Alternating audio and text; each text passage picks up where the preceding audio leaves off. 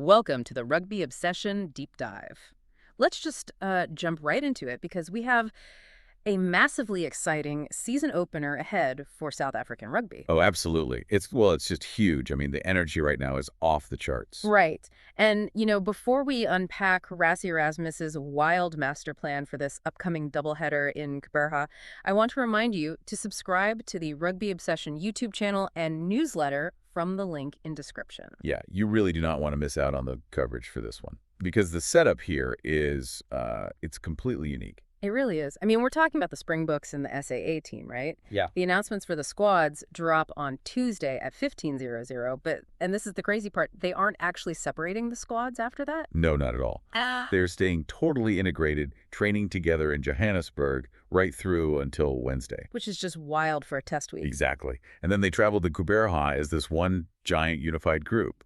They only finally split up on Friday for the captain's runs at Nelson Mandela Bay Stadium. Right. Okay. So I was thinking about this setup, and it's almost like a masterclass. Oh, I like that comparison. Where you have the master craftsmen and the brand new apprentices sharing the exact same workshop right up until the actual showcase begins. That is a perfect way to describe it, honestly.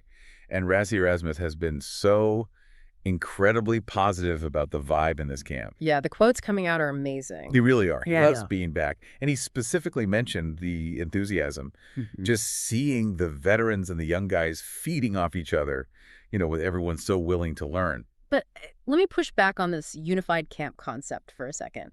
Because from a tactical standpoint, keeping these two squads totally intertwined until Friday, does that risk distracting them from the highly specific game plan? Or is it just like pure culture building? I mean, it's definitely a calculated risk, but it's really about ensuring that the core Springbok way is absorbed by everyone. So the foundation is the priority.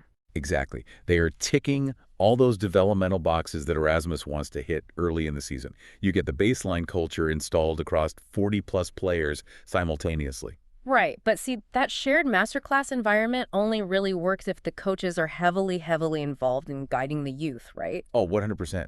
And that brings us to the unsung heroes of this camp. Erasmus gave huge praise to Kevin Foote. The junior Springbok coach, right? Yes, exactly.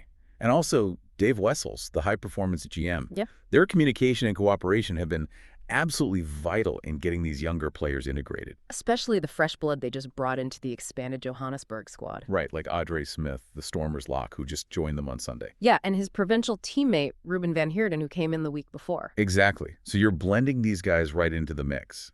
Okay, so here's my question, though. You've got these really young players coming into a camp alongside absolute titans of world rugby. Is there a risk of them feeling, well, just totally overwhelmed?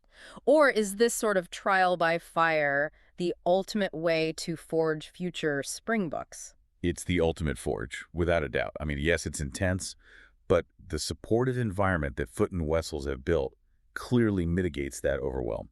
They are managing the transition perfectly. That makes a lot of sense. It really does. And hey, if you want to track how these rising stars handle the pressure all season long, you definitely need to subscribe to the Rugby Obsession YouTube channel and newsletter from the link in description. Absolutely. Make sure you do that. Yeah. So let's talk about the actual outcomes of this camp, because knowing the blend of youth and experience is one thing, but looking at the predicted team sheets is just terrifying for the opposition. Oh, it's staggering. Just the sheer depth. Let's look at the predicted Springboks playing the Barbarians. All right. The heavy hitters. Yeah, you got Sia Khaleesi as captain, obviously. And he's backed up by this wall of familiar stars. Like Damien Willemse, Cheslin Colby. Peter Steph du Toit, Malcolm Mars. I mean, that is just unrelenting physical dominance. It is. It's a squad built to enforce structure on the absolute chaos that the Barbarians usually bring to a match. Yeah, because the Barbarians don't have a set playbook, so you just have to physically dominate the breakdown. Exactly.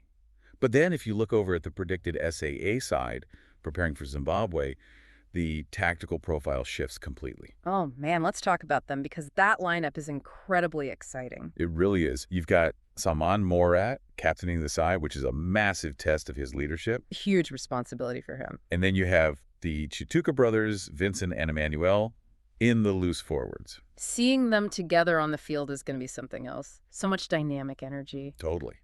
And you throw in guys like Quan Horn and Nico Stain pulling the strings in the back line. It's this high-speed laboratory of talent. It's such a brilliant mix. And, I want to turn this over to you listening right now, do you agree with these predicted lineups? Like, who are you most excited to see take the field in Gqeberha? Let us know your thoughts in the comments. Yeah, please do. We love reading your takes. Because this doubleheader, it isn't just a warm-up.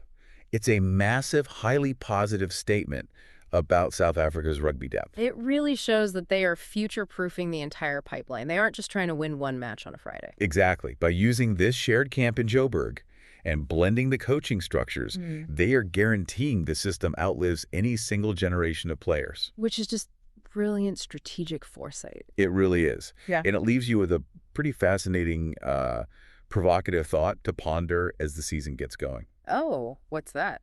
Well, if the Springboks are exhibiting this level of depth and tactical integration right now in the very first week of the season opener, Yeah. how quickly might we see these hungry SAA youngsters actually displacing the established veterans in the main squad? Oh, wow. Yeah, as the season progresses, that internal pressure is going to be intense. Right. If a guy like Morat or the Chitukas absolutely dominate this weekend, it forces the coach's hands. The internal competition is just going to be off the charts. Incredible. It really is going to be an amazing season to watch unfold. So, for the final time today, make sure to subscribe to the Rugby Obsession YouTube channel and newsletter from the link in description so you don't miss any of our breakdowns. Thank you for listening to the Rugby Obsession Deep Dive, and we'll look forward to you listening to our next episode.